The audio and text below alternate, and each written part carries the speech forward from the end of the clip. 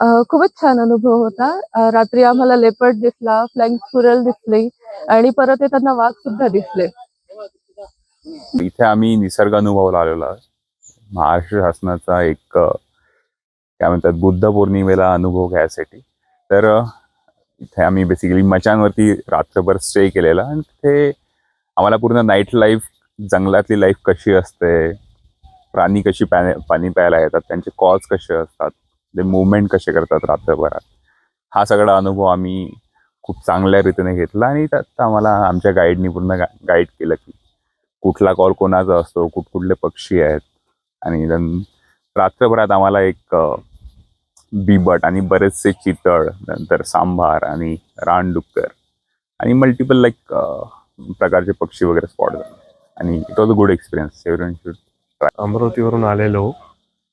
हे माझं सेन्ससचं पहिलंच वर्ष होतं आणि पहिलं वर्ष असल्यामुळे मला नॉलेज नव्हतं जास्ती.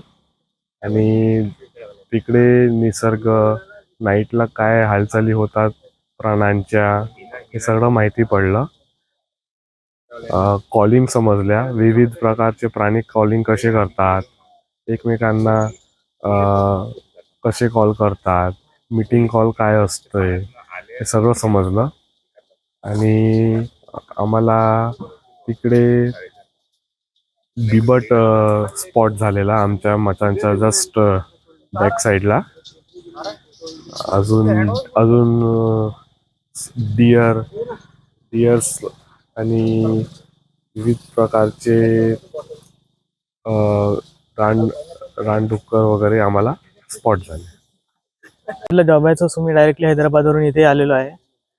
सो हा निसर्ग अनुभव हा लाईक बुद्ध पौर्णिमेच्या दिवशी जो एक मचान स्टे म्हणून आहे आणि ताडोबामध्ये असते, तर ती मचान आम्ही बुक केली होती. आणि लाईक इथे पळसगाव गेटला गडी तलावच्या साईडला.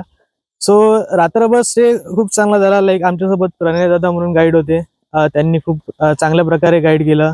त्यांनी विविध प्रकारचे पक्षी जे आहे त्यांच्या आवाजावरून त्यांच्या पक्ष्यांची ओळख कशी करायची त्याबद्दल, आणि मेनली टायगर्स बद्दल सुद्धा त्यांनी माहिती दिली की टायगर्सची मुवमेंट कशी होते, कॉलिंग काय असते, सांबार डिअर कसे कॉल करतात, आणि बाकी स्पॉटेड डिअर्सचा कॉल कसा असतो, लंगूरचा कॉल कसा असतो. तर आम्हाला रात्रभरात जवळपास विविध प्रकारचे कॉल्स पण ऐकायला आले. बट टायगर एकदम स्पॉट तर नाही झाला. स्टील कॉल कसे असतात, लंगूरनी कशी कॉल केली दुरून त्यांना कसा ओळखायचा, ते चांगल्या प्रकारे त्यांनी सांगितले. सो ही पूर्ण जो अनुभव आहे तो खूप बेस्ट आहे असं म्हणते. एकदम बढिया अनुभव आलाय. जे रात्रभर तुम्ही थांबता, जे तुम्ही खूप सारे आवाज ऐकता, ज्यांना फॉरेस्ट विषयी खूप आवड आहे त्यांना खूप जास्त भयंकर खूप मजा येईल. तुम्ही विभिन्न प्रकारचे आवाज ऐकता. आम्ही भालू बघितलाय, आम्ही लेपर्ड बघितला, रानगवा बघितला, आणि आमच्या इकडे आजूबाजूने खूप सारे सांबारचे कॉल, डिअरचे कॉल. सो एक नंबर अनुभव होता, खूपच बढिया.